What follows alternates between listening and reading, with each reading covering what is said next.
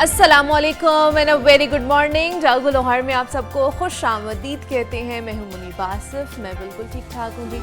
उम्मीद करती हूँ आप लोग जहाँ कहीं होंगे खैरियत से होंगे, खुशबाश होंगे, ठीक ठाक होंगे और आज के दिन का आगाज़ भी आपका बहुत अच्छा गुजरा होगा और बाकी का जो दिन है वो भी आपका अच्छा गुजरे और ये जो 2 घंटे का हमारा और आपका साथ है ये भी बहुत अच्छा गुजरेगा। हम ये यकीन दिलाते हैं आपको क्योंकि रोज़ाना की बुनियाद पर हमें कमेंट्स भी आ रहे होते हैं, आप लोगों का फ़ीडबैक भी आ रहा होता है, तो हमें अंदाज़ा हो जाता है कि आप हमारे शो से कितनी मोहब्बत करते हैं या उसको कितना पसंद करते हैं। खैर ये तो चीज़ें चलती ही रहेंगी आपकी प्यार और मोहब्बत की। आज मैं चाह रही थी हम उन लोगों के बारे में बात कर लें। होता है ना कि कोई परेशानी आती, कोई मुसीबत आती है, कोई ऐसा मामला होता है हमारे घरों में भी इवन दो, तो कुछ अरसे बाद ना हम उस चीज़ को भूल जाते हैं और अपनी ज़िंदगी में आम रूटीन में रोज़मर्रा की चीज़ों के अंदर ना मसरूफ़ हो जाते हैं और वो दिमाग से कहीं ना कहीं चीज़ निकल जाती है, लेकिन रहती ज़रूर है। मैं बात कर रही हूँ सैलाब ज़दगान के हवाले से कि एक वक्त था जब सैलाब आया और उसके बाद कितनी बात की गई उनके बारे में, उनके हवाले से क्या काम हो रहा है, कैंप्स कितने लग रहे हैं, इंतज़ामिया क्या काम कर रही है, हुकूमत क्या काम कर रही है, बाकी लोग जो है इंडिविजुअली उनके लिए क्या क्या कर रहे हैं, हर जगह उनके बारे में बात हो रही थी। अब जैसे जैसे टाइम गुज़रता गया, सब अपनी ज़िंदगियों में मसरूफ़ हो गए, उनके हवाले से भी हुकूमत ने काम किए, फ़ंड्स रखे, उनको जो है वो पैसे भी दिए जा रहे हैं, उनके लिए कैंप्स का एहतमाम किया, बाकी उनकी मामलाती ज़िंदगी को बेहतर बनाने के हवाले से भी काम कर रहे हैं। तो मैंने सोचा कि क्यों ना दोबारा से आज उनकी बात की जाए क्योंकि सर्दियां आ रही हैं, मौसम चेंज हो रहा है। तो ऐसे में आपको पता है कि अभी उनके घर नहीं है, उनके पास उनकी छत नहीं है, उनके पास उनकी ज़मीन नहीं है, उनके पास उनका कारोबार, उनको मुआश के लिए कोई भी चीज़ नहीं है। अपने तौर पर तो हर कोई काम कर रहा है इसके लिए, लेकिन फिर भी मुझे लगा कि आज हमें उनको याद करना चाहिए और ये सोचना चाहिए कि आने वाले मौसम में उनके लिए हम क्या कर सकते हैं। उनके लिए हम कपड़ों का एहतमाम कर सकते हैं, हम उनके लिए ग़िज़ा का एहतमाम कर सकते हैं, मेडिसिन्स का एहतमाम कर सकते हैं। बहुत सारी मुख्तलिफ़ नोयत की चीज़ें होती हैं जिनका एहतमाम करके हम उन तक पहुंचा सकते हैं। तो एक पूरा प्रोसीजर होगा, जैसे जैसे इसकी अपडेट्स आएंगी उसके हवाले से भी हम आपको बता देंगे कि इसको किस तरह इन प्रोसेस लेकर आया जाएगा, किस तरह लोगों को ATM दिया जाएगा, उनका अकाउंट बनाया जाएगा, तमाम तो जितनी भी चीज़ें होती हैं। अलबत्ता आप अपने तौर पर भी काम कर सकते हैं, उनकी मदद कर सकते हैं। अभी हम भी आगे बढ़ते हैं, कुछ बात कर लेते हैं हम सेहत के मुतालिक। आज हमने मैदे के हवाले से बात करनी है क्योंकि मैदा एक ऐसी चीज़ है कि अगर आपका डिस्टर्ब रहता है ना मैदा, आपको गैस्ट्रिक प्रॉब्लम है, बहुत से लोग कहते हैं हमें गैस हो जाती है, बदहज़मी हो जाती है, हमारा एसिड रिफ्लक्स होता है या बहुत ज़्यादा जलन होना शुरू हो जाती है, कोई भी चीज़ खाते हैं ना तो उसके बाद जो है ना पेट बहुत ज़्यादा ख़राब हो जाता है। तो अगर आपका मैदा ख़राब है तो समझे कि आपकी पूरी बॉडी के जो फंक्शंस हैं ना, पूरी बॉडी के अज़ा इससे मुतासर हो रहे होते हैं। तो इसको किस तरह बेहतर बनाया जा सकता है, कौन सी ऐसी ग़िज़ाएँ हैं या कौन से ऐसे हर्बल तरीके हैं जिनको अपना कर हम अपने मैदे की सेहत को बेहतर बना सकते हैं और कौन सी ऐसी चीज़ें जिसकी वजह से हमारा मैदा डिस्टर्ब रहता है। तो उन तमाम तर चीज़ों पे बात करेंगे। आप लोगों को भी कोई मसाइल है मैदे से रिलेटेड तो आप भी हमें कॉल कर सकते हैं। तो इस पर बात करने के लिए हमारे साथ हकीम मुज़म्मिल हुसैन आरिफ रिजवी साहब ने आज हमें ज्वाइन किया, उनकी तरफ चलते हैं। हकीम साहब आपको खुश आमदीद कहते हैं। जागो लाहौर में कैसे हैं, ठीक ठाक है? जी अल्हम्दुलिल्लाह रब्बिल आलमीन, आप खैरियत से हैं? ठीक ठाक माशाल्लाह, बेहतरीन, ठीक माशाल्लाह से। अल्हम्दुलिल्लाह। हकीम साहब आज हमने मैदे के मसाइल दूर करने के लिए आजमूदा नुस्खे जो हैं, हकीमी नुस्खे, उनके ऊपर बात करनी है। जैसे हमें साइंस भी बताती है, हमें आप लोग भी बताते हैं कि अगर आपका सिर्फ मैदा ही ठीक है ना तो समझे कि आपकी बेहतरीन ज़िंदगी गुजरेगी और अच्छी सेहत होगी, और अगर आपका मैदा कॉम्प्रोमाइज़ है, ठीक नहीं है, तो आपके ऑटोमेटिकली पूरी बॉडी में बाकी मसाइल पैदा हो जाते हैं। बिल्कुल सही है। देखें ये आपने खुद से ही बड़ी जो है वो समझ लें कि सारी गुफ्तगू का जो खुलासा है वो आपने बयान कर दिया कि हमारी सेहत, वो जिस्मानी सेहत हो, दिमागी सेहत हो, आसाबी सेहत हो या जिस्म की कोई भी ऐसी चीज़ जो जिस्म को तरोताज़ा रखने में मुआवन साबित होती है, तो वो हमारी ग़िज़ा है। हम डेली कितनी ग़िज़ा अच्छी ले रहे हैं और वो ग़िज़ा हमारी जुज़्व बदन कितनी बन रही है, या उस ग़िज़ा से हमारा जो खून बनने वाला निज़ाम है वो कितना बेहतर है, फिर दौरान खून होता है, फिर पट्ठों की सेहत होती है, फिर हड्डियों की सेहत होती है, फिर नज़र की सेहत होती है। ये सारी चीज़ें ताबे हैं किस चीज़ की? हमारी ग़िज़ा की। तो हमारी ग़िज़ा के हवाले से जो है वो मेरी एक अपनी इस्लाह है, मैंने कुछ रखी हुई है। ज़रूर। मैं आपसे गुजारिश करूँगा लफ्ज़ मैदा लिखें आप कागज़ पे। ठीक है, ओके। ये बड़ी आसानी के साथ हम समझ सकेंगे। ठीक ये है। मैदे में 4 हरफ हैं, हाँ जी, मीम, आइन, हे। दाल और वाई। मीम से बनती है मियारी खुराक, ओके। मियारी खुराक होगी तो ऐन से बनता है उम्दा हाजमा। हाँ, बिल्कुल सही है। तो जब मियारी खुराक होगी, उम्दा हाजमा होगा, तो फिर दुरुस्त हाजमा ही हमेशा तंदुरुस्ती लेके आता है। ये सही है कह रहे हैं। सारा इसका खुलासा कि क्या आप बात। मैदे को अगर ठीक रखना चाहते हैं तो अपनी खुराक मियारी कर लें। मियारी से मुराद ये है, हम ना हमारा मैं जो अभी जो समझ रहा हूँ, हमारे मुआशरे में हमारे मैदे की ख़राबी की सबसे बड़ी वजह हमारी रिज़्क़ की नाकदरी है। ठीक है। हमने अपने रिज़्क़ की कदर करना छोड़ दी हुई है। मतलब हम बुफे डिनर में 58 हो जाएं, 68 हो जाएं, 168 डिशेस आ गए, वो हमारे सामने मौजूद हैं, लेकिन हम सबको आंखों के साथ खा रहे हैं। पेट में इतनी ताकत नहीं है कि हम उसको खा सकें। फिर हम अपनी प्लेट में अपनी ज़रूरत से ज़ायद जो है वो अपना खाना रख लेते हैं, जो बाद में फिर ज़ाया हो जाता है। तो जितनी रिज़्क़ की नाकदरी होगी, आप देखें आज भी हमारे घरों में बहुत सारे ऐसे घर हैं कि उन घरों में सूखी रोटियां जो हैं वो समझ लें कबाड़ियों के पास बिकने के लिए चली जाती हैं। हमारे घर में इतना सारा रिज़्क़ जो है वो वाफर आया हुआ होता है, हम उसकी नाकदरी करते हैं। नाकदरी का हाजमे के साथ क्या ताल्लुक है, ये मैं आपकी खिदमत में अर्ज़ करना चाहता हूँ। मतलब सबसे पहले तो मैदे के हज़म का निज़ाम तभी से ख़राब हो जाता है कि आपके सामने अगर दस्तरखान पे कोई ग़िज़ा आई, ओहो ये क्या पका दिया तुसी आज, ये आए आज मेरे सामने, ये नहीं करना था, ओहो मैंने खाना नहीं था। एक तो आपने ज़बरदस्ती खाना खाया, ठीक है। आपके मैदे की तलब नहीं थी, आपने उसको ज़बरदस्ती खिला दिया। मैं अगर डाइट प्लान में जाऊंगा, मैं बहुत जगह पे कहता हूँ हर मिजाज की डाइट अलग से होती है। ट्रू। हर बंदे का नाश्ता एक जैसा नहीं होता, हर बंदे के मिजाज के हिसाब से खाना एक जैसा नहीं होता। लेकिन सब के लिए अगर हम मुख्तसर नुस्खा रखें तो वो ये है, कभी बगैर भूख के खाना ना खाएं, ठीक है, और कभी खाना खाए हुए फिर खाना ना खाएं। खाना ना खाएं, सही एक जगह पे खाना खा लिया तो दूसरी जगह पे आप खाना खाने ना जाएं। ये चंद एहतियात ऐसी हैं कि हम दवाइयों से बचकर भी अपने मैदे की इस्लाह कर सकते हैं। सही आपने कहा है कि एक तो बगैर भूख के ना खाएं और दूसरा भूख रख के खा लें। कब्ज़ की वजूहात देखनी पड़ती हैं, क्या आंतों में खुश्की की वजह से हो रही है, दिमागी या साबी कमज़ोरी की वजह से हो रही है, या बहुत ज़्यादा खुराक। कुछ लोग खाने के साथ पानी कम पीते हैं, बोतल ज़्यादा पीते बिल्कुल हैं। ऐसे ही है। कुछ लोग सिर्फ सालन खाते हैं, रोटियां भी नहीं खाते। मैंने चम्मच के साथ सालन खाते लोग देखे हैं, वो रोटी साइड पे रखते हैं। बहुत ज़्यादा गर्मी खुश्की बढ़ जाए उसकी वजह से कब्ज़ होती है। लेकिन हमारा एक मशहूर नुस्खा है कब्ज़ का, सना मक्की 100 ग्राम, उसमें से तिनके निकाल देने, ठीक है, सिर्फ पत्ते उसके लेने हैं। सना मक्की 100 ग्राम, 50 ग्राम उसमें सुंड मिलानी है, सूखा अदरक जिसको कहते हैं, सुंड 50 ग्राम वो लेनी है, और 50 ग्राम फिर ये काली मिर्च। ये एक नुस्खा बना के अपने पास रख लें। अगर तो 3-4 साल पुरानी कब्ज़ है तो दिन में 3 बार खाना खाने के आधा घंटा बाद छोटा आधा चम्मच पानी के साथ लें, और अगर वक्ती तौर पर रिलीफ चाहिए तो रात को आधा चम्मच नीम गर्म पानी के साथ ले लें। आपको कब्ज़ से अफाका हो जाएगा, और मुस्तकिल इसका इलाज करवाया जाए तो हमेशा के लिए निजात हो सकती है। ठीक है, और इसका इस्तेमाल करेंगे आप तो आपको बेहतर नताइज मिलेंगे अल्लाह के फजल करम के साथ। सही है, ठीक है। इनके साथ कुछ एहतियातें भी, जैसे हकीम साहब कहे थे कि एहतियातें भी करेंगे तो इनका रिजल्ट ज़्यादा अच्छा आएगा, तो आपको वो एहतियात भी बरतनी पड़ेगी ग़िज़ा के हवाले से। अब मुझ समेत बहुत से ऐसे लोग हैं जिनको ना जलन होती है, मैं कुछ भी खा लूँ, मतलब थोड़ा सा ऑयली खा लूँ या फिर बहुत ज़्यादा स्पाइसी खा लूँ तो मेरे सीने में जलन होना शुरू हो जाती है। और ऐसे बहुत से लोगों को मैंने देखा है जो कर रहे होते हैं। उनके लिए क्या रेमेडी हो सकती है जो फौरी तौर पर हमें रिलीफ पहुँचाए?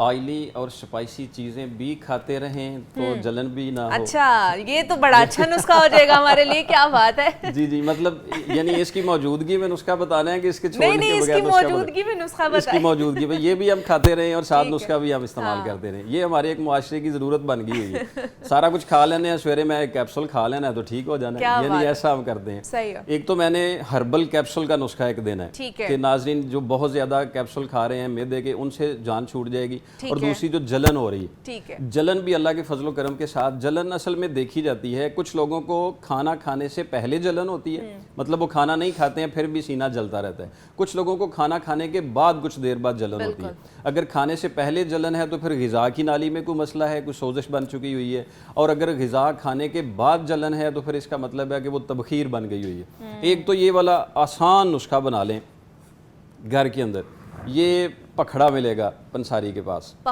पखड़ा इसको कहते हैं, गोखरू इसको, ओके। ये कांटे कांटे होते हैं छोटे छोटे, ठीक है। ये पखड़ा ले लें आप 100 ग्राम, और इसके साथ आप लें सौंफ, ये लेनी है 50 ग्राम, और इसके साथ लेनी है तुख्मे कासनी, ठीक है। ये कासनी के बीज होते हैं। वैसे कासनी आम गांव में बहुत ज़्यादा जो है वो इसकी जो है वो काश्त होती है, ठीक है। ये कासनी लेनी है, और सौंफ 50-50 ग्राम, और पखड़ा लेना है इसमें 100 ग्राम।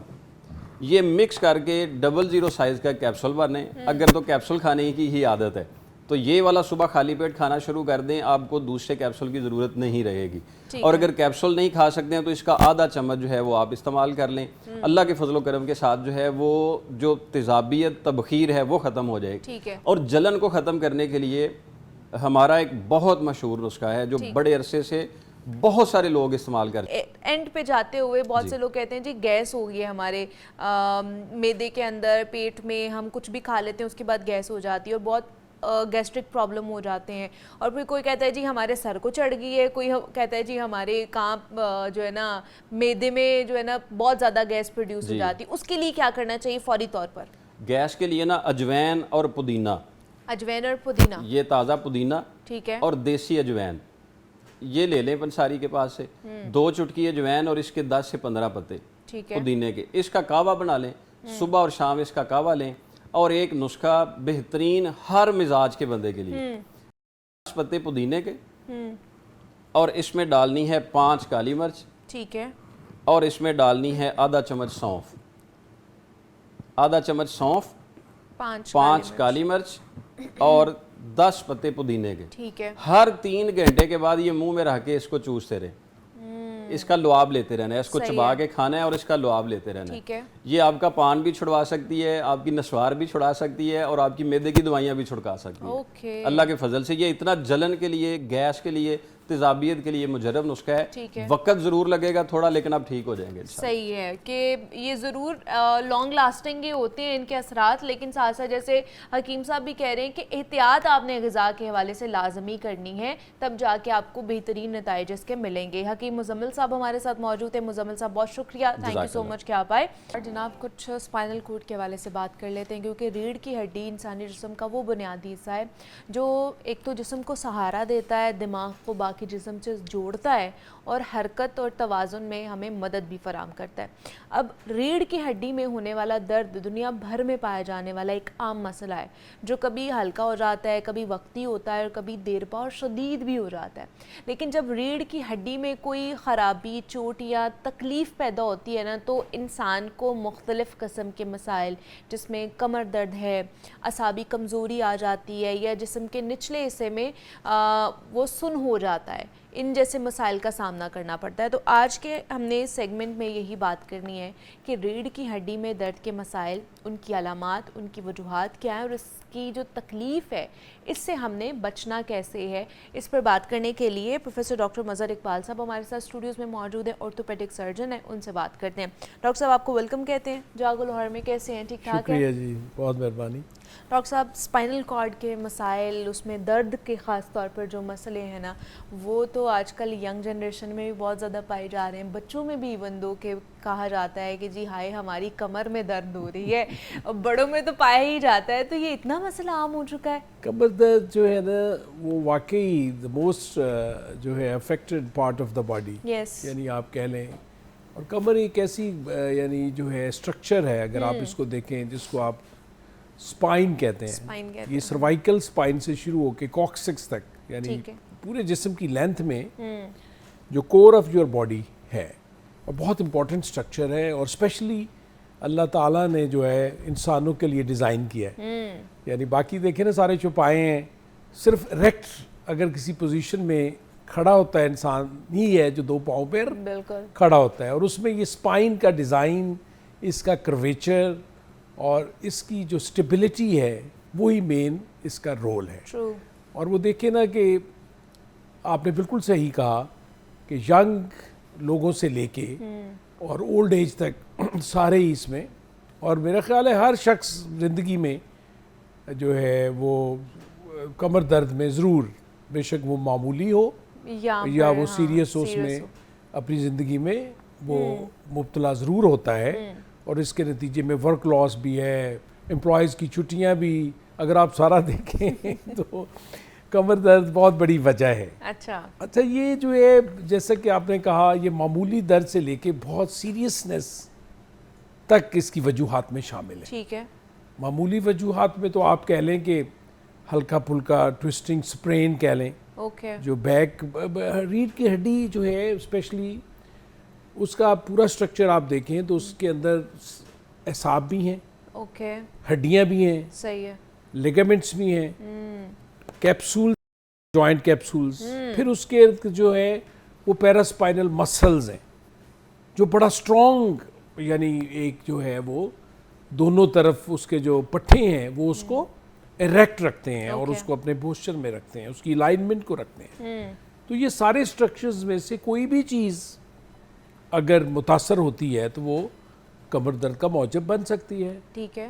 मामूली नौइयत की चीज़ें, मैं बता रहा था कि आप गलत पोस्चर में बैठे हैं, आपने कोई ट्विस्टिंग ट्रामा हो गया है, कोई चीज़ वजनी उठाई है, कोई हल्का फुल्का मसल स्ट्रेन जिसको कहते हैं वो आ गया है, तो वो ठीक है, 1-2 दिन में रिलीव हो जाएगा रेस्ट करने से, थोड़ा सा पेन मैनेजमेंट करने से, सही है, वो ठीक हो जाएगा।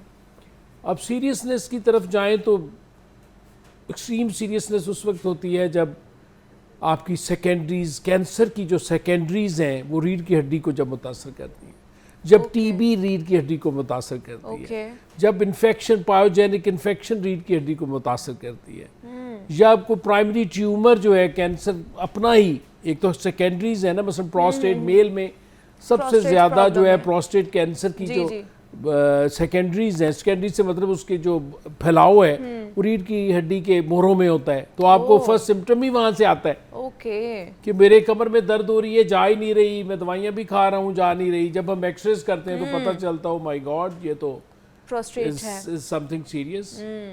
जो सबसे कॉमन जो चीज़ें हैं जो हम यानी हमारी प्रैक्टिस में आती हैं, जिनकी वजह से लोग हमारे पास आते हैं, जी जनरल प्रैक्टिशनर्स के पास पहले तो जाते हैं ना, या पहले किसी हकीम के पास चले गए या फिजियोथेरेपिस्ट के पास चले गए।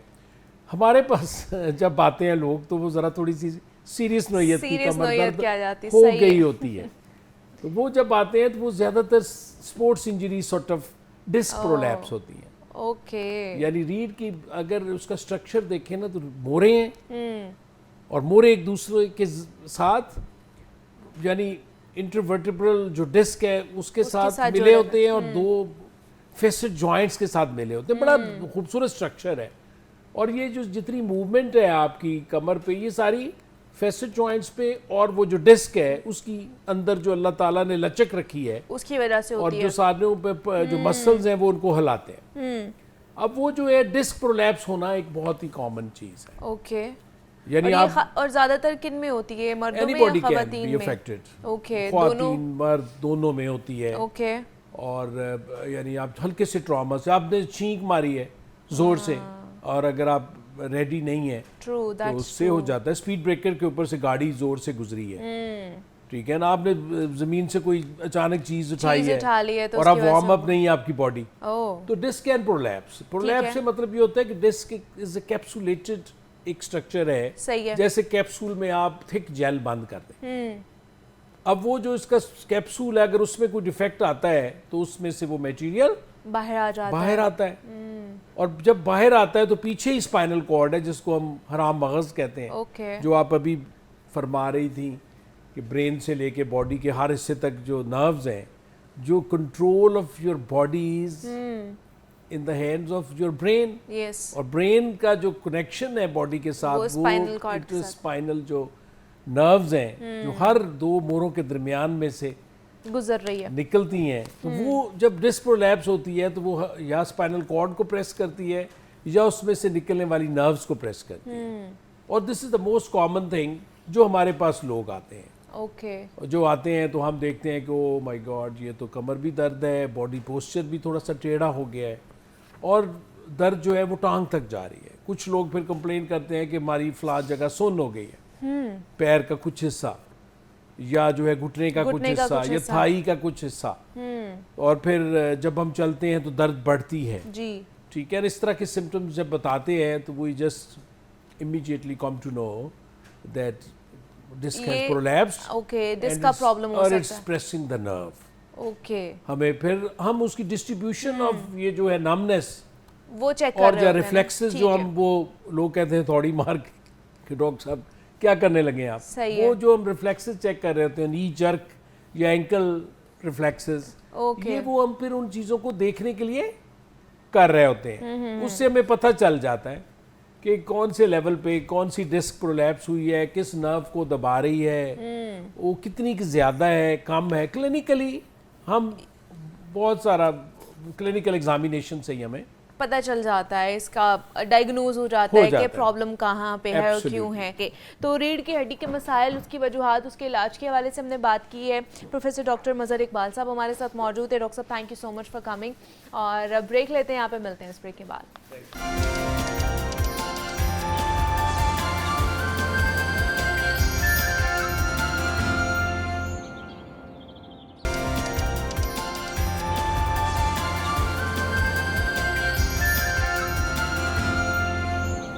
वेलकम बैक टू जागो लाहौर। जनाब, आप कुछ लाहौर में जो फ़ज़ाई आलूदगी के डेरे हैं और दिन ब दिन बढ़ती जा रही है फ़ज़ाई आलूदगी, स्मॉग का मसला है, इस पर अब हमने बात करनी है कि हमने अपने माहौल को किस तरह बेहतर बनाना है। ऐसे क्या अवामिल हैं जो कि इस फ़ज़ाई आलूदगी को बढ़ा रहे हैं और ऐसे कौन सी कह लें कि इक़दाम हैं जो हमें करने चाहिए। पिछले दिनों भी हमने देखा कि बहुत ज़्यादा फ़ज़ाई आलूदगी बढ़ी। पंजाब हुकूमत भी इस हवाले से काम कर रही है, माहिर माहौलियात अपने इसके ऊपर एक कह लें कि स्टांस पेश कर रहे हैं। तो जो काम किए जा रहे हैं या जो कंट्रोल करने के लिए इनिशिएटिव्स लिए जा रहे हैं वो इनफ है या मज़ीद हमें इनके अंदर कुछ चीज़ें इंक्लूड करनी चाहिए? इस पर बात कर लेते हैं। मरियम शबीर हमारे साथ मौजूद हैं और जो कि इन्वायरमेंटलिस्ट हैं, माहिर माहौलियात हैं, उनसे बात करते हैं। मरियम, आपको वेलकम कहते हैं जागो लाहौर में। कैसी हैं आप, ठीक हैं? जी बहुत शुक्रिया, अल्हम्दुलिल्लाह। मरियम, फ़ज़ाई आलूदगी के हवाले से हमने बात करनी है। लाहौर में जो है ना वो पोल्यूशन और ख़ास तौर पर ये जो स्मॉग है ना, ये आजकल बहुत ज़्यादा होती जा रही है। नंबर 1 पर हम आ रहे हैं लाहौर शहर फ़ज़ाई आलूदगी के अंदर। तो क्या कहेंगी, इसके इतना ज़्यादा क्यों इसमें दिन ब दिन इजाफ़ा होता जा रहा है? जी देखिए, ये जो इश्यूज़ होते हैं आपके, जो स्मॉग में कंट्रीब्यूट कर रहे होते हैं, वो कुछ प्राइमरी इश्यूज़ होते हैं आपके रीजनल लेवल पर, और कुछ ऐसे होते हैं जो आपके डोमेस्टिक लेवल पर होते हैं। रीजनल लेवल पे हमें पता है कि हम जो बॉर्डर शेयर करते हैं इंडिया के साथ, तो दोनों तरफ जो है वो जो पंजाब का इलाका है ख़ास तौर पे, दोनों तरफ वहाँ पे काश्तकारी के लिए किसान जो है वो सीजनल कंट्रीब्यूटर होते हैं आपके स्मॉग में। वो फसल जो पीछे बाकियात बच जाते हैं अगली फसल के लिए, वो उसको आग लगा देते होते हैं, तो वो आपका ऑफ कोर्स कंट्रीब्यूट करता है। लेकिन वो एक सीजनल फैक्टर है। आपका जो एयर क्वालिटी इंडेक्स है वो थ्रू आउट द ईयर आपका ख़राब ही रहता है। स्मॉग के सीजन में ज़्यादा विजिबल इसलिए रहता है कि टेम्परेचर ड्रॉप जब करता है तो आपको विजिबली आपको पोल्यूशन, आपको एक थिक ब्लैंकेट बना हुआ नज़र आता है। इस वजह से हमें ज़्यादा फील होता है कि एयर क्वालिटी बहुत ख़राब है, ऑल्दो पूरा साल हमारी ख़राब रहती है। बहरहाल जो आपके डोमेस्टिक फैक्टर्स हैं उसमें आपके प्राइमरी जो कंट्रीब्यूटर होता है वो सीजनल, मैंने आपको बता दिया कि किसान पाकिस्तान से भी है, और साथ ही साथ ब्रिक आपकी होती हैं, भट्टे जो है वो गर्मी जब सेटल्ड होती है तो इस मौसम में दोबारा बनाने शुरू होते हैं। और साथ ही साथ जो आपका ट्रांसपोर्टेशन सेक्टर है, जो आपकी सनतें हैं, और जिसके बारे में बहुत कम बात की जाती है, जो इश्यूज इसमें जो है वो उस पर मजीद रिसर्च करने की ज़रूरत है, क्वान्टिफाई करने की ज़रूरत है कि कितना फ़ीसद वो कंट्रीब्यूट कर रहा है, वो है आपका कचरा जलाना। और साथ ही साथ जो आपका कंस्ट्रक्शन सेक्टर है, यानी कि जो हाउसेस वगैरह बनते हैं, जो कंस्ट्रक्शन की एक्टिविटीज़ होती हैं, उसमें ऑफ कोर्स आपके ट्रक भर के आ रहे होते हैं, आपकी जो है वो सीमेंट मिक्स हो रहा होता है, उससे भी आपके पोल्यूटेंट्स काफ़ी सारे आपके जा रहे होते हैं, तो ये सारे मिल के आपकी जो है वो एयर क्वालिटी को ख़राब कर रहे होते हैं। तो ऑफ कोर्स इन इश्यूज़ को जब एड्रेस करने की बारी आती है तो हम यही देखते हैं कि हर गवर्नमेंट जो है वो वक्त के साथ साथ जो है वो कुछ ना कुछ करने की कोशिश कर रही है। कुछ तजर्बे जो है वो अच्छे साबित होते हैं, कुछ ऐसे होते हैं जो वक्त के साथ हुकूमतें सीखती हैं कि ख़राब है। मिसाल अच्छा, के तौर पे आजकल पिछले साल आजकल जो नया हमने देखा है कि तजुर्बा किया जा रहा है एंटी स्मॉग गन्स के हवाले से कि इसकी वजह से ये जो पानी का छिड़काव होता है इसमें कंट्रोल करेगी ये फ़ज़ाई आलूदगी को या ये स्मॉग को। तो आपको क्या लगता है कि ये एंटी स्मॉग गन्स स्मॉग को कंट्रोल करने के लिए कितनी काबिले अमल हैं? इससे क्या वाकई कंट्रोल हो सकती है स्मॉग? देखिए साइंटिफिकली अगर आप देखें तो उसका हल आप देखें कि आपके फ़िज़ा में जो है वो आपके पार्टिकुलेट मैटर 2.5 है, या ग्रीन हाउस गैसेज मौजूद हैं जो टेम्परेचर की कमी की वजह से जो है वो ट्रैप हुई हुई हैं। अब मॉइस्चर भी ऑफ कोर्स आपका हवा में होता है जो पोल्यूटेंट को ट्रैप करते हैं। तो आप जो स्मॉग गन्स हैं उसके थ्रू जब आप पानी का छिड़काव करते हैं तो इसका मतलब है कि आप हवा में मॉइस्चराइज़र मज़ीद बढ़ा रहे हैं। इसका मतलब ये है कि जो आपके ड्रॉपलेट्स हैं हवा में वो मज़ीद आपके पोल्यूटेंट्स को कंटेन करते हैं। तो अगर साइंटिफिकली देखा जाए तो ये आपका जो तरीका है ये बिल्कुल भी फिजिबल नहीं है, सस्टेनेबल नहीं है। और साथ ही साथ हम ये भी देखते हैं कि जो एक स्मॉग गन है उसमें 3,60,000 लीटर एक दिन में पानी का इस्तेमाल हो रहा है। तो आप देखें कि पहले ही हम पढ़ रहे हैं कि लाहौर में जो पानी के इश्यूज़ हैं ख़ासतौर पर अर्बन सेटिंग में वो पहले ही इतने ज़्यादा हैं, ग्राउंड वाटर के आपके मसले हैं। तो ये सस्टेनेबल सोल्यूशन नहीं है। इसी तरह जो क्लाउड सीडिंग पिछले साल किया गया था आर्टिफिशियल रेन का, वो भी आपके पोल्यूटेंट्स में कंट्रीब्यूट करती है, वो भी आपका सस्टेनेबल नहीं है। लेकिन साथ ही साथ हम ये देखते हैं कि पंजाब गवर्नमेंट के कुछ अच्छे इकदाम भी इस दफ़ा हैं। जो CM साहिबा ने प्रोग्राम शुरू किया in the name of smog, जिसमें वो यंगस्टर्स को इनकरेज कर रही हैं कि वो अपनी वीडियोस बनाएं, कंटेंट जनरेट करें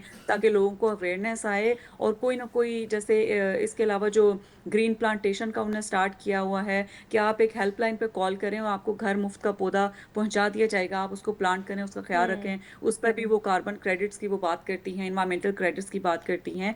वो एक अच्छा बड़ा इनिशिएटिव है। इसके अलावा उन्होंने जो है वो ऑनलाइन ट्रेनिंग्स भी यंगस्टर्स को दी जा रही हैं कि किस तरह से वो अच्छे इनिशिएटिव जो है वो एयर क्वालिटी को बेहतर करने के लिए या क्लाइमेट फ्रेंडली इनिशिएटिव दिए जा सकते हैं। तो ये आपकी अवेयरनेस रेजिंग जो है वो आवाम में भी बहुत ज़रूरी है, क्योंकि बहुत सारे इक़दामात ऐसे हैं जो आपकी आवाम के साथ लिंक्ड है। मिसाल के तौर पर जो गाड़ियाँ जो लोग ऑन करते हैं, चाहे वो पब्लिक ट्रांसपोर्ट की फॉर्म में चल रही है या जो पर्सनल आपकी कार्स हैं उसमें गाड़ियों के जो फिटनेस सर्टिफिकेट होते हैं वो शहरी की जिम्मेदारी है, कानून भी है, वो हुकूमत की जिम्मेदारी है कि उसको इम्प्लीमेंट कराएं। लेकिन साथ ही साथ शहरी की जिम्मेदारी है कि वो अपनी गाड़ी को चेक करवाए, उसका इंजन क्वालिटी ठीक रखे, ईंधन की क्वालिटी उसमें ठीक रखे।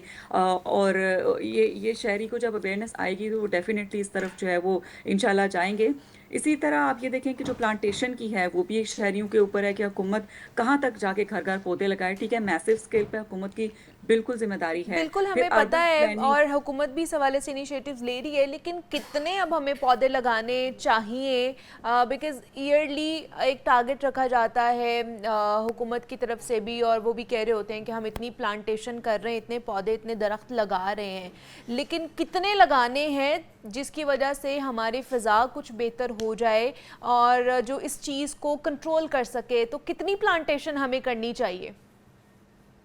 जी देखिए, जो हमारा रूल है, जो डिफरेंट जो हमारी डेवलपमेंटल अथॉरिटीज़ हैं वो ख़ासतौर पे जब प्राइवेट हाउसिंग सोसाइटीज़ को अप्रूव करती हैं तो उसमें डिपेंड करता है कि आप इस्लामाबाद में हैं, लाहौर में हैं, कराची में हैं। उसकी बेस पे 5% से लेके 10% तक आपकी जो है वो ग्रीन कवर होना चाहिए। अब ग्रीन कवर में हम देखते ही हैं कि ज़्यादातर जो आपकी प्राइवेट हाउसिंग सोसाइटीज़ होती हैं वो ऑर्नामेंटल किस्म के प्लांट्स लगाते हैं जो माहौल दोस्त नहीं होते हैं। तो दरख्त लगाने के लिए सबसे ज़रूरी आपका ये है कि 5 से 10% जो एक हाउसिंग सोसाइटी को ग्रीन कवर लगाना है उसमें इंडिजिनस पौधे लगाएं। जैसे देखें, ख़ासतौर पर पंजाब की अगर हम बात करें तो हम देखते थे बचपन में कि आपके पीपल, शीशम, धरेक, नीम, ये आपके लोकल दरख्त हैं। अगर ये लगाएंगे तो माहौल से आपके पोल्यूटेंट्स को एब्जॉर्ब करेंगे और साथ ही साथ आपके टेम्परेचर को भी रेगुलेट करेंगे, आपको हवा भी अच्छी मिलेगी साफ़ सुथरी, और साथ ही साथ आपका जो इकोसिस्टम है उसको भी सपोर्ट करते हैं। मैं बचपन में लाहौर में रही हूँ और हमें जुगनू रात को नज़र आते थे अपने लॉन में।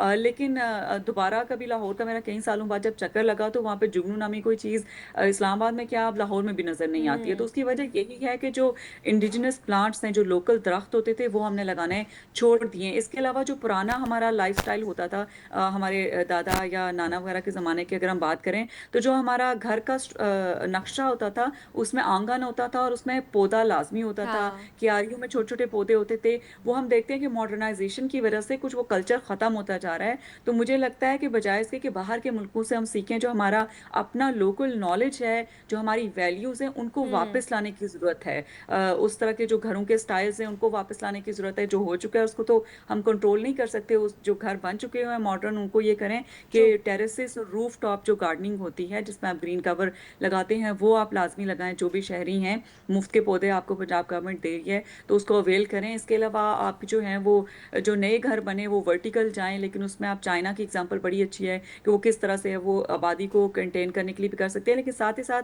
हमें एक कॉम्प्लेक्स इशू यहाँ पर समझना पड़ेगा कि शहरों में क्यों ये इशू ज़्यादा है, क्योंकि ज़्यादातर आपकी जो इकोनॉमिक एक्टिविटीज़ हैं वो कंसनट्रेटेड आपके पाकिस्तान के बड़े शहरों में है। तो हर बंदा रोज़गार की तलाश में, तालीम बेहतर के लिए, बेहतर सेहत की एक्सेस के लिए वो बड़े बड़े शहरों में मुंतकिल होते हैं। तो आबादियाँ बहुत आपकी फैल जाती हैं शहरों में। तो उनको कंटेन करने के लिए, एड्रेस करने के लिए, उनकी ज़रूरियात को पूरा करने के लिए आपकी प्राइवेट हाउसिंग सोसाइटीज़ उनको अपॉर्चुनिटी मिलती है, उनका भी बिजनेस है। तो हर एक को घर चाहिए होता है, तो आपको फिर कंस्ट्रक्शन एक्टिविटीज़, पब्लिक ट्रांसपोर्टेशन या प्राइवेट ट्रांसपोर्टेशन, ये बहुत बढ़ जाता है। तो इकोनॉमिक एक्टिविटीज़ को अगर हम थोड़ा सा शहरों से निकाल के टाउन्स और सेमी अर्बन एरियाज़ की तरफ मूव करें, तो आबादी हमारी डिस्ट्रीब्यूट हो सकती है। इसके अलावा जो आपके पब्लिक जो गवर्नमेंट है, उनको जो मेट्रो जैसे प्रोजेक्ट हैं उस पर मज़ीद जो है वो करने की ज़रूरत है, लेकिन उसके लिए हमें पैसा चाहिए। अब बिल्कुल कॉन्फ्रेंस ऑफ पार्टीज 30 जो आ रही है, ये 10 दिन ही दूर है शुरू होने के लिए। तो उसमें बड़ा ज़रूरी है कि जो हमारे जो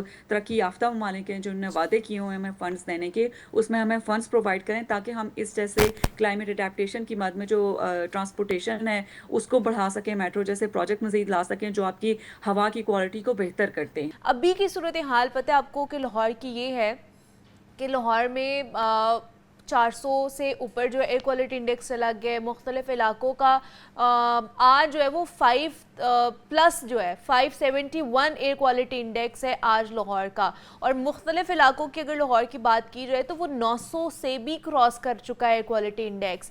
तो फौरी तौर पर हमें क्या करने की ज़रूरत है, क्योंकि आजकल बहुत ज़्यादा एक तो बीमारियां बढ़ती जा रही हैं, लोग बहुत ज़्यादा इससे परेशान हैं और बहुत ज़्यादा बीमार हो रहे हैं, वायरल इन्फेक्शन हो रहा है। तो फौरी लॉन्ग टर्म तो हमें पता चल गया कि इन चीज़ों के ऊपर हम जाएंगे तो काम किया जा सकता है या इसको कम किया जा सकता है। फौरी तौर पर हमें क्या इनिशिएटिव्स लेने चाहिए, इसका हल क्या है फौरी तौर पर जो करना चाहिए हमें? जी, एक तो इंडिविजुअल लेवल पे लोग जो है वो एहतियात कर सकते हैं कि जो लोग ऑफिसेज में काम करते हैं वो अपने दफातर से वर्क फ्रॉम होम लेके काम करें, ताकि जिस ट्रांसपोर्ट पे वो सफ़र करें उसकी एमिशंस आपकी हवा में कम हों। सर्टन डेज़ आप घर से करें, सर्टन डेज़ आप ऑफिस जाएं। बच्चों को तो वैसे ही जो है वो हेल्थ इमरजेंसी इन ऑफिस होती है, तो बच्चों को छुट्टियां हो जाती हैं स्कूल से। तो आप जो है जब बच्चे घर पे होते हैं तो हम ये भी देखते हैं कि कुछ लोगों के रवैये ऐसे होते हैं कि वो पिकनिक के लिए पार्क और इधर निकल जाते हैं। तो ये ना करें प्लीज़। एयर क्वालिटी इंडेक्स देख के आप घर से बाहर निकलें।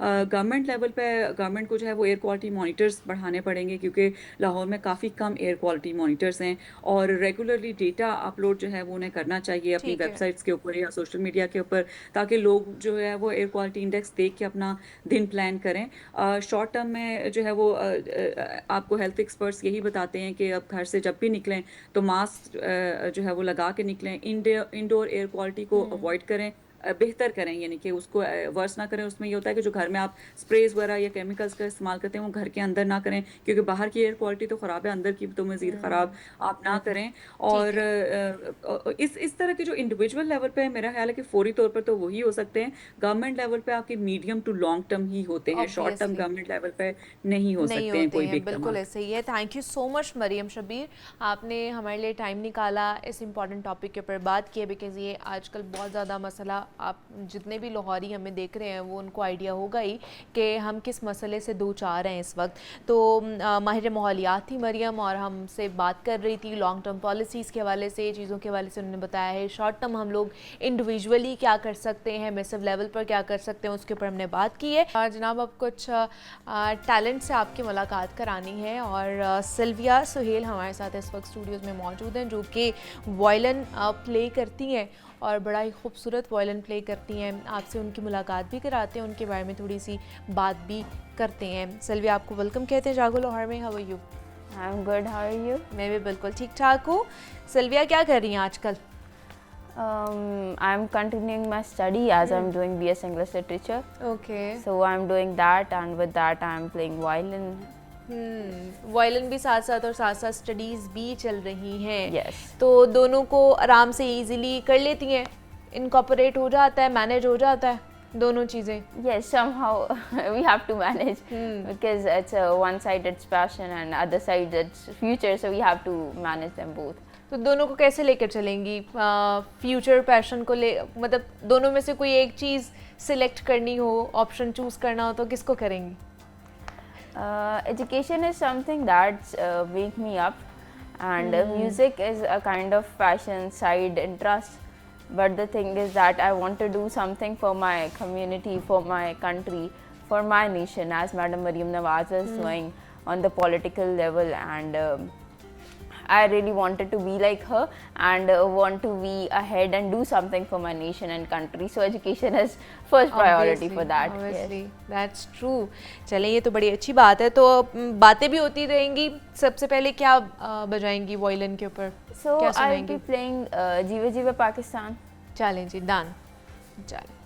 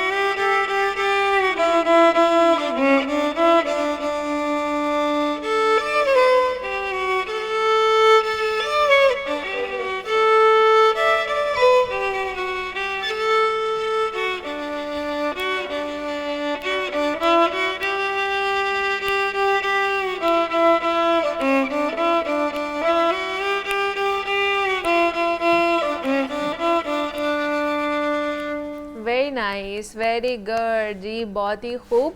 तो सिल्विया भी जो बच्चे हमें देख रहे हैं, ये बहुत से यंगस्टर्स, यंग बच्चियां देख रही होंगी, उन्होंने अगर वायलिन सीखना है तो आपने कहाँ से सीखा है और उनको क्या सजेस्ट करेंगी, कहाँ से वो लोग सीख सकते हैं?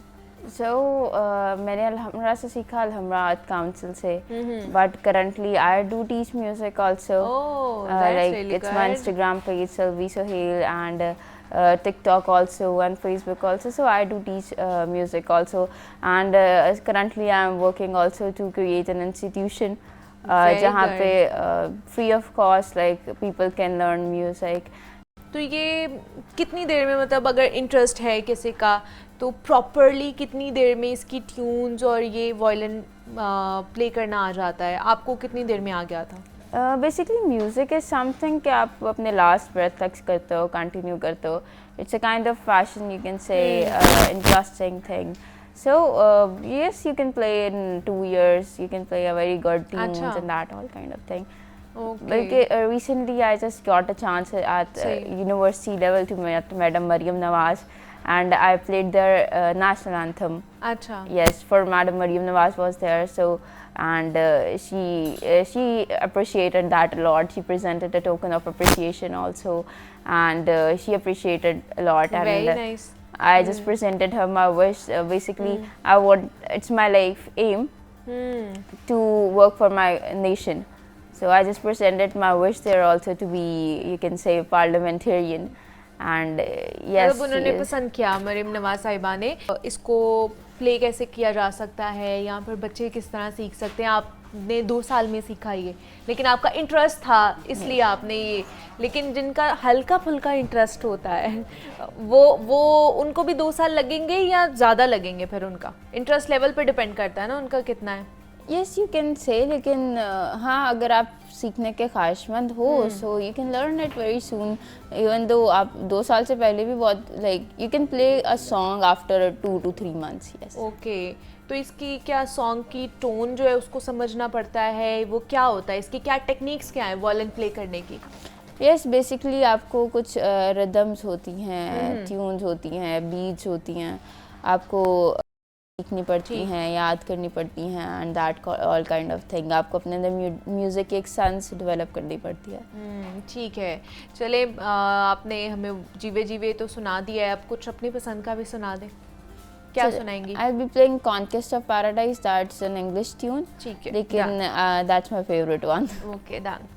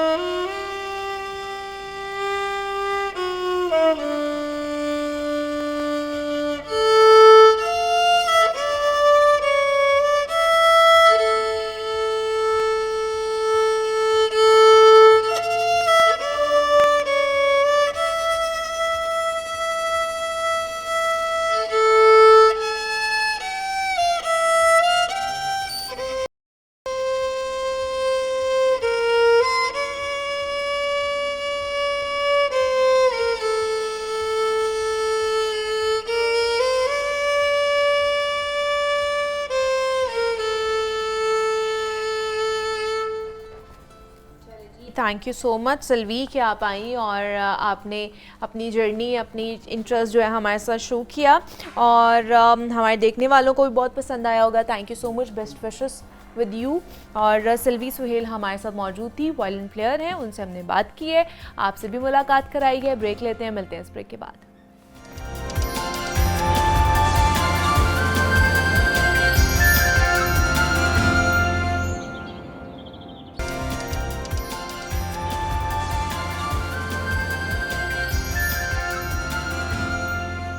वेलकम बैक टू जागो लाहौर. जनाब, अब कुछ फैशन ट्रेंड्स के ऊपर बात कर लेते हैं. आपको पता है कि शादियों का सीज़न शुरू हो गया है. हर कोई ना ये टेंशन में है इस वक्त मुब्तला कि हमने क्या पहनना है, किस तरह का पहनना है, और फैशन भी हमने जो है ना वो फॉलो करना है और ख़ूबसूरत भी लगना है ना.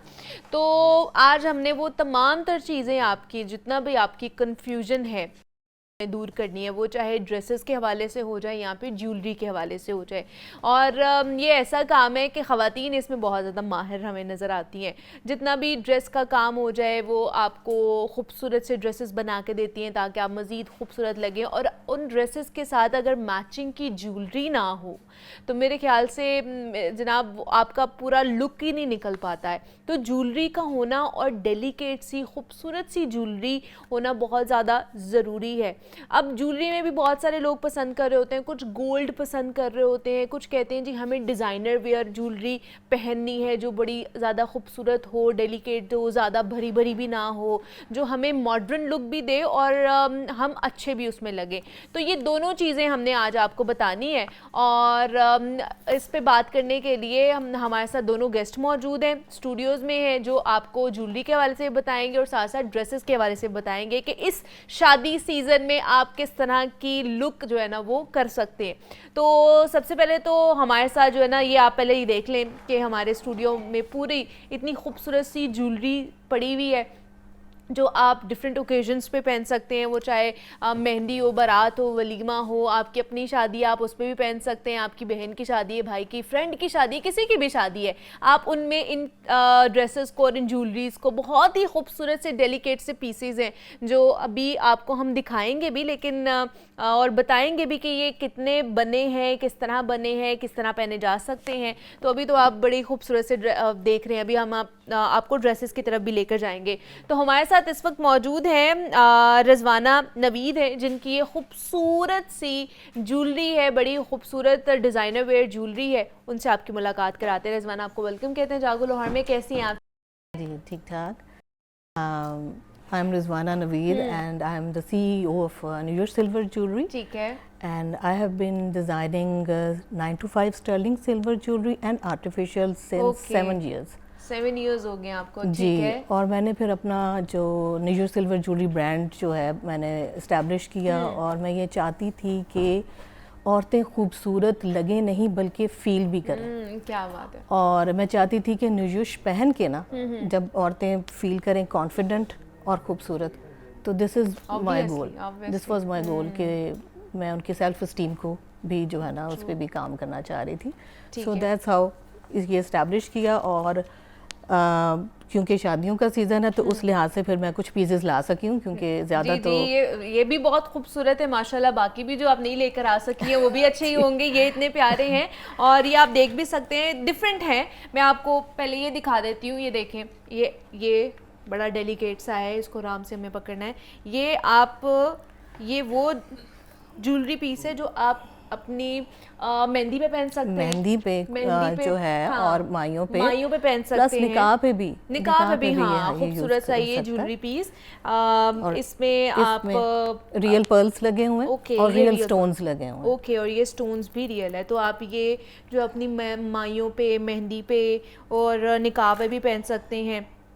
इसके अलावा और भी ज्वेलरी डिज़ाइंस हैं, वो भी आपको दिखाते हैं। ये भी देखिए ज़रा जनाब, बहुत डेलिकेट सा है और ये भी आप डिफरेंट ओकेजन्स पे पहन सकते हैं। आप अपनी शादी पे भी पहन सकते हैं, आप किसी की शादी पे जा रहे हैं आप उस पे भी पहन सकते हैं। ज़रूरी नहीं है कि जनाब आपने सिर्फ एक ही ओकेजन के लिए रखना है, आप उसको डिफरेंट ओकेजन्स पे भी यूज़ कर सकते हैं। और भी ज्वेलरी डिज़ाइन हैं, उस पर भी बात करते हैं। एक और डिज़ाइनर है जिससे मैंने बात की है, ज्वेलरी तो हमने देख लिया है कि किस तरह की होनी चाहिए, ड्रेसेस भी किस तरह के होने चाहिए, आजकल ट्रेंड में क्या है, क्या पहनना है हमने, कलर्स किस तरह के हैं, वो भी आपको बताते हैं। तो उस पर बात करने के लिए हमारे साथ बड़ी ही ख़ास मेहमान मौजूद है, दोनों ही बल्कि ख़ास मेहमान हैं हमारी। एक से तो मुलाकात कर लिए, दूसरी से बात कराते हैं आपकी। सायरा रिजवान ने हमें ज्वाइन किया है, उनसे आपकी मुलाकात कराते हैं। अस्सलाम वालेकुम। अस्सलाम वालेकुम मुनीबा, कैसी हो? मैं ठीक हूँ, आप कैसी हैं? बस ठीक ठाक। लॉन्ग टाइम नो सी। हाँ जी, ज्वेलरी के साथ साथ ड्रेसेस का भी अच्छा होना बड़ा ज़रूरी होता है, तभी एक खातून की, एक लड़की की लुक निकलती है और वो कॉन्फिडेंट फील करती है। जब तक उसके कपड़े, उसकी लुक अच्छी ना हो, ज्वेलरी अच्छी ना पहनी हो। तो आजकल कपड़ों में क्या ट्रेंड चल रहा है? कपड़ों में अगर शादियों के हवाले से आप पूछना चाह रहे हो तो देखो, ऑर्गेन्जा है, नेट्स है, लेकिन फुली एम्ब्रॉयडर्ड और हैवी काम चल रहा है। उसके अलावा हाथ का काम है, जरदोजी का काम है, उसमें हमारे पास आरी का काम आ जाता है और स्टोन्स। लेकिन हमारे पास आजकल जो सिरोस्की स्टोन्स का बहुत ज़्यादा काम है, क्योंकि इसकी ग्लिटर एंड शाइन बहुत अच्छी होती है। तो सिल्वर वर्क बहुत ज़्यादा चल रहा है। और ब्राइड्स के लिए तो आपको पता है कि वलीमे के दिन थोड़े लाइटर कलर्स होते हैं तो सिल्वर ज्वेलरी होती है, और बारात के लिए गोल्डन होता है। तो हम कोशिश करते हैं कि स्टाइल्स में हम वैरायटी दें for the wedding guest, for wedding family वाले जो लोग होते हैं उनके लिए। So we have variety of kaftans from saris to lehengas to gararas. We try to offer variety too. चलें जी, ये तो अच्छी बात है कि डिफरेंट वैरायटी है। साथ साथ फिर ड्रेसेस दिखा भी देते हैं। आइए फिर आप ही दिखाएं अपने ड्रेसेस जो हैं कि किस तरह के ड्रेसेस हैं और कौन से कलर्स के साथ आप कौन सा कलर जो है मैच कर सकते हैं और वो इवेंट पे आप पहन सकते हैं। आइए फिर उस रैक के पास चलते हैं जो कि सायरा लेकर आई हैं आज आप लोगों के लिए, हमारे लिए। तो दिखाइए हमें कौन कौन से हैं। आई स्टार्ट फ्रॉम निकाह सेरेमनी। Okay. ठीक है, निकाह या दुआए खैर जैसे होती है, हाँ, तो very उसके nice, लिए हमारे very पास pretty. स्पेशली हम लोगों को गाइड करते हैं। Like gold and white is a classical combination जो आप पहनना चाहते हैं, क्योंकि आजकल देखो एक ट्रेंड है मस्जिद में भी जाकर निकाह का, तो उसमें white and gold is a classic combination that you can wear. और इसमें हल्का सा, बहुत इट्स नॉट दैट हैवी, हल्का सा पर्स वगैरह का काम होता है। Purse again give a very delicate look to the overall. तो उसके साथ आप लाइट पर्स की ज्वेलरी जैसे उन्होंने दिखाई विद कलर भी डाल सकते हैं, दैट जैसे ये अच्छा, इसके साथ क्या पहन सकते हैं वैसे रिजवाना हम लोग? जी, इसके साथ जैसे मुझे ये भी है, पर्स का यही अच्छा लग ये रहा है। पर्ल्स का उसके साथ थोड़ा सा कलर भी है, जैसे एक एमराल्ड। एक्सेंट कलर होता है ना, जैसे अगर इटसेल्फ इसमें कलर नहीं है तो अगर ज्वेलरी में वो एमराल्ड ग्रीन कलर है, सो इट विल तो ये कॉम्प्लीमेंट काफी अ लॉट। enhance करेगा ये इसके उसको साथ और। पहना जा सकता है। अच्छा, इसमें देखें हम आपने पूरा वो बनाया हुआ है ना, इसमें चोकर क्या भी क्या है, चीजें हैं? इसमें चोकर है, अच्छा, रानी माला है विद झूमर हाँ। And earrings with saharas. ठीक है। तो ये उसमें अगर चाहें तो चोकर के चोकर साथ के साथ, झूमर, हाँ, अगर झूमर। थोड़ा सा सिंपल मिनिमलिस्टिक अगर लुक रखना है। करना चाह रही हैं, लेकिन अगर चाह रहे हैं कि माला के साथ विद रानी माला, तो इट्स अप टू देम कि क्या विजन है ब्राइड का, तो उसको फिर फुलफिल हमने करना होता है। हाँ, ये तो बड़ा अच्छा तो उसके साथ कॉम्बिनेशन हो पर्स के गया। कॉम्बिनेशन के साथ बहुत अच्छा है। Very इसकी इसी nice. तरह हमने दामन पे भी पर्स का काम दिया हुआ है। ये देखिए यहाँ पे सर राउंड करके, और ये साथ ही इसमें वन पीस में इट्स अ फुल लेंथ। अच्छा। तो ये एक लंबाई का एहसास भी देती है, और फुल है तो बॉडी एक फ्लोई सा भी आ गया है और जी, खूबसूरत exactly. सा तो आपको, ये ठीक है। जो बॉडी पे फिट भी बहुत अच्छा आता है। It's a very feminine silhouette. ठीक है। अच्छा, अब हम आ जाते हैं मेहंदी की तरफ।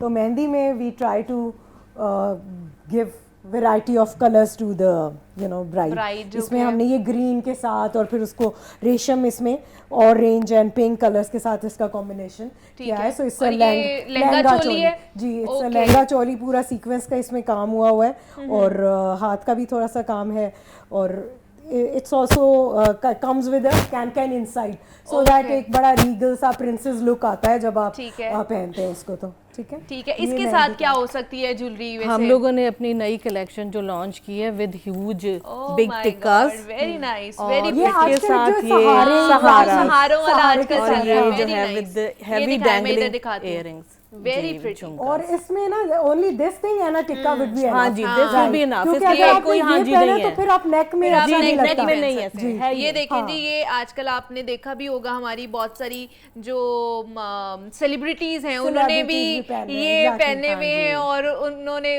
क्या आयजा खान ने पहना हाँ जी, था, तो उन्होंने उसके भी बाद ये पहना बहुत है, ज्यादा और चल रहा है। तो आप ये इस तरह के जो है वो खूबसूरत से सहारे वाले इयररिंग्स पहन सकती हैं, और इसके साथ इसमें और साथ necklace सिर्फ नहीं और है, सिर्फ सिर्फ टिक्का टिक्का एक है लगाएंगी। जी, टिक्का बड़ा Okay, बनाया हुआ है। सही है। हाँ, साथ ताकि उसके इसके ये लिए जो है ना, चोकर की अब ये जरूरत ऐसे नहीं है, टिक्का लगा लें। necklace की, जी। इसके साथ आपको गले में पहनने की जरूरत नहीं, कोई क्योंकि वो जरूरत नहीं है। बहुत ज्यादा हैवी लगेगा। अब कुछ ये ज्वेलरी पीसेस हैं जो कि कड़े भी आप इनको कह सकते हैं, आप जी, इनको कड़े हैं। बैंगल्स भी कह जी, सकते हैं, जी। बहुत ही खूबसूरत है। अच्छा, ये हमें बताइए इसका जी, ये चांदी में है, अच्छा, क्योंकि आगे very ट्रेंड जो pretty। है, क्योंकि गोल्ड जितना गोल्ड बहुत एक्सपेंसिव महंगा हो हो गया गया है, है। तो ये हमने चांदी में गोल्ड प्लेटिंग करके इसकी अच्छा। फिनिश और इसकी देखें क्वालिटी, कि ये लगता नहीं है कि आपने Very गोल्ड pretty। नहीं पहना हो। लिटरली ऐसे लग रहा है इसके जैसे गोल्ड diamond का पहना हुआ है। डिजाइन है। ये जी, देखिए जी। जरा, वेरी प्रिटी, बहुत ही डेलिकेट सा, बहुत ही प्यारा, बहुत ही खूबसूरत है। तो ये सही इस है। तरह की जो है ना हमारे पास हाँ। ज्वेलरी आगे ट्रेंड में सिल्वर ही मैं देख रही हूँ, अफोर्डेबल भी है, कस्टमाइज लोग करवा सकते हैं अपने अच्छा। जैसे वो चाहें। तो मतलब अगर इस तरह का लोगों ने बनवाना हो कि चांदी के ऊपर जैसे जी। आप, तो ये कितना, मतलब कितनी अफोर्डेबिलिटी होनी चाहिए लोगों की? बट ये डिपेंड करता है कि अब जिस तरह उन्होंने 2 बनवाने हाँ। हैं, तो ये एक कड़ा आपका बन जाता है 25 से 30,000 तक। अच्छा जी। सही है। ये जी। तो मतलब इतना कोई महंगा नहीं है। हाँ जी, लेकिन अब वही आप गोल्ड में बनाने हाँ, चाहें तो तो अब तो आप- आपकी काफी आप ज्यादा 10 out लाख of- तक जी। आगे चले जी, जाएंगे। जी। गोल्ड की आजकल जो बहुत prices ज्यादा चल रही महंगे, हैं, 4.5 लाख जी, जी, रुपया सर, एक तक तोला चला है। गया है। तो अगर 2 बनवाने हो तो जी, ये मतलब अराउंड 55,000 तक चले जी, जाएगा। जी। और इनकी क्या मतलब इसके ऊपर से उतरता इसका है, कोई काला नहीं पड़ता है, कोई नहीं काला पड़ता, नहीं क्या होता, है इसका? क्योंकि ये हमने इसको रोडियम की कोटिंग की होती है, ये ब्लैक नहीं होता। सही है। आपने इसको सिर्फ परफ्यूम से थोड़ी सी केयर करनी होती है, बाकी इसकी कोई पॉलिश खराब नहीं होती, कोई अच्छा। कुछ नहीं होता, ये ऐसे ठीक है। और ये साल चलेगा? साला साल लेकिन चलेगा। पता है मसला क्या, जब हम ऐसे कपड़े पहनते हैं हमें परफ्यूम तो लगा वो थोड़ा सा, लेकिन ये है कि हमने रोडियम की कोटिंग की होती है। अब ये ब्लैक हो जाएगा जी, तो जी। क्या किया जाए इसको? चांदी के ऊपर हमने रोडियम की कोटिंग की होती है, लेकिन उससे ये ब्लैक नहीं होता। अगर चले मतलब लोगों को अगर ये कोई भी बता बहुत दें ही अगर कोई- हो भी गया तो उसके लिए फिर बाद में क्या करें? पॉलिश हो जाता है। पॉलिश हो जाता है। ओके, फिर ये नया हो जाएगा। हाँ जी, लेकिन वो भी आप तब इसको पहन के अगर नहा रहे हैं ना, तब जाके इसकी हालत खराब होगी, अदरवाइज हल्का फुल्का परफ्यूम से कुछ नहीं उससे कुछ भी नहीं होगा। ठीक है, अगला भी दिखाएं, फिर मैं इसको पहन के भी दिखाती हूँ आपको। आप वो चलिए, हाँ उसका जी, बताएं। ये एक और हमारा trending colour of the season, zinc, and my favourite also, it's a teal aquamarine type colour. तो इसमें भी ये देखें हमारा पूरा पर्स का एम्ब्रॉयडरी का काम है। This is machine work also and with combined with hand work also.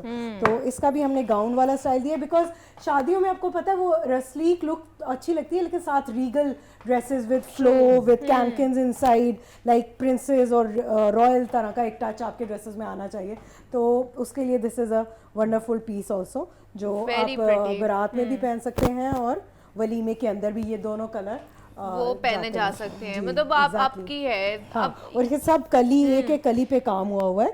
सो सही है। दिस वर्क टेक्स मंथ्स जी, ठीक बनाने में, ये देखने में तो हम बहुत इजीली कर लेते हैं, लेकिन इसमें तकरीबन महीनों का काम लगता है। बिल्कुल ऐसे ही, वो चाहे कपड़े बन रहे हो, चाहे ज्वेलरी बन रही हो, वो ये इतनी डेलिकेसी जो है ना वो टाइम टेकिंग होती है कि आप वो खूबसूरत और आप नजर आते देखें ना हैं। कि घर में जो ठीक बैठे है। होते हैं लेडीज होते हैं, हाँ। एक ड्रेस अगर खुद बनाना हो तो कितने मुश्किल, कितना time लगता है हमें, सही है। ये डिजाइनिंग करनी है। So when we are working on this, so it takes ये देखें जी, बहुत ही खूबसूरत सा ये लग रहा है। ये देखें, मतलब आपने पहना भी है, खूबसूरती भी है इसके अंदर, डेलिकेसी भी है, आप इजीली किसी भी फंक्शन में पहन के जा सकते हैं।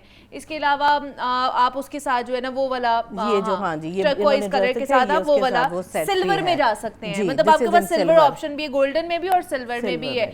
चलिए जी जनाब, अभी हमने और बहुत सारी चीजें आपको बतानी थी, लेकिन टाइम कम था हमारे पास, टाइम खत्म हो चुका है। बल्कि अपना बहुत सारा ख्याल रखिएगा। Thank you so much Rizwana ji, आप आई। Thank you Saira ji, thank you so much कि आप लोग आए और इतनी खूबसूरत सी चीज़ें और ट्रेंड हमारे साथ जो है ना वो आप शेयर करके जा रहे हैं। अपना बहुत सारा ख्याल रखिएगा। कल आपसे मुलाकात होगी। अल्लाह हाफिज़।